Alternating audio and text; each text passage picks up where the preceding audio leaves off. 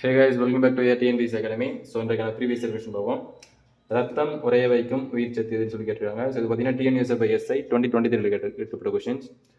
So இதை பொறுத்த வரைக்கும் ரத்தம் உறைய வைக்கும் உயிர் சத்து எல்லாருக்குமே தெரிஞ்சது தான். Option C vitamin K. So விட்டமின்ஸை பொறுத்த வரைக்கும் விட்டமின்ஸோடைய கெமிக்கல் நேம்ஸ், அது எந்த ஃபுட்டில் எந்த விட்டமின்ஸ் அதிகமாக இருக்கும் அப்படின்னு சொல்லிட்டு எல்லா கொஸ்டின்ஸுமே, அதாவது விட்டமின்ஸை பற்றின ஏ டு செட் எல்லாமே பார்த்தீங்கன்னா ஒரு டீட்டெயில் வீடியோ நம்ம சேனல் ஆல்ரெடி அப்லோட் பண்ணியிருக்கோம். ஸோ பார்க்கணும்னு நினைக்கிறேன் சேனல் பிளேலிஸ்ட்டில் போய் பாருங்கள். ஸோ இப்போ பார்த்தீங்க அப்படின்னா பேசிக் அது மட்டும் பார்ப்போம். ஸோ கொடுத்துருக்க விட்டமின்ஸோடைய நேம்ஸ் அண்ட் வாட்டர் சால்யூபிள் எது, ஃபேட் சால்யூபிள் எது மட்டும் கொஞ்சம் பேசிக்காக பார்ப்போம். ஸோ விட்டமின் சியை பொறுத்த வரைக்கும் விட்டமின் சியோடைய கெமிக்கல் நேம் பார்த்தீங்க அப்படின்னா அஸ்கார்பிக் அமிலம்னு சொல்லுவாங்க. அஸ்கார்பிக் ஆசிட், ஓகேங்களா, அஸ்கார்பிக் அமிலம். ஸோ விட்டமின் இயை பொறுத்த வரைக்கும் டோகோஃபெரால் அப்படின்னு சொல்லுவாங்க. கெமிக்கல் நேம் பார்த்தீங்கன்னா விட்டமின் இக்கு tocopherol. So vitamin கேயோடைய chemical name பார்த்தீங்க அப்படின்னா குயினோன், ஓகேங்களா, குயினோன். விட்டமின் ஏ பொறுத்த வரைக்கும் ரெட்டினால் அப்படின்னு சொல்லுவாங்க. ஸோ விட்டமின் ஏ பற்றி எல்லாருக்குமே தெரியும். ஸோ விட்டமின் ஏ குறைபாட்டால் ஏற்படுகிற தான் மாலிக நோய் நிக்டோலோபியான்னு சொல்லுவாங்க. ஸோ விட்டமின்ஸை பொறுத்த வரைக்கும் மொத்தம் 6 விதமான விட்டமின்ஸ் இருக்குது. ஏ, பி, சி, டி, இ, கே, ஓகேங்களா.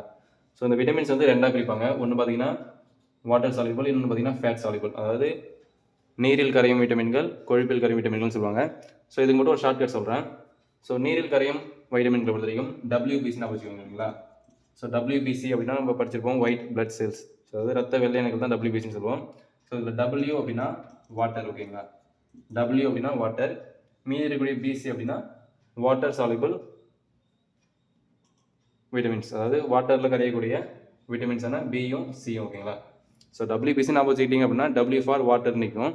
ஸோ மீதி இருக்கக்கூடிய BC பார்த்தீங்கன்னா வாட்டரில் கரையக்கூடிய பியும் சியும் அப்படின்னு அர்த்தம். மீதி இருக்கக்கூடிய என்னது ADEK. ஸோ இந்த ADEK பார்த்தீங்கன்னா ஸோ BC போச்சுன்னா மீதி இருக்கிறது ADEK தான். இதை வச்சு நான் வச்சுக்கலாம். இல்லை அப்படின்னா அடெக். ஸோ ADEK தான் அந்த அடெக்னு அர்த்தம். ஸோ லாஸ்ட்டில் கே நிற்குதுங்களா, கே ஃபார் கொழுப்பு நான் வச்சுக்கோங்க. தங்கிலீஷில் எழுதணும் அப்படின்னா கொழுப்புன்னு எழுதுவோம்ல. ஸோ கொழுப்புனா ஃபேட்டு தான், நம்ம ஒரு ஷார்ட்கட்டுக்காக தங்கிலீஷில் கொழுப்புன்னு எழுதுவோம்ல. அப்போ கே ஃபார் கொழுப்பு நான் வச்சுக்கோங்க. அப்போ கே அடெக். மீதி இருக்கக்கூடிய இதை வந்து ஒரு படிச்சிங்க அப்படின்னா அடெக்னு வரும், ADEK. ஸோ அப்போ கடைசியில் இருக்கக்கூடிய கே ஃபார் கொழுப்பு. அப்போ இது பார்த்தீங்கன்னா கொழுப்பில் கரையக்கூடியது WBC. ஸோ W அப்படின்னா வாட்டர், இப்போ BSCயும் பார்த்தீங்கன்னா வாட்டரில் கரையக்கூடியது. ஸோ இது ஒரு ஷார்ட்கட்டுக்காக தான். ஸோ இது எல்லாருக்குமே தெரியும். ஸோ ஆனால் நான் இப்போ தான் படிக்கிறேன், ஸ்டார்டிங்கில் இப்போ தான் படிக்க ஆரம்பிக்கிறவங்களுக்கு இது யூஸ்ஃபுல்லாக இருக்கும், ஓகேங்களா. Okay, yes, thank you.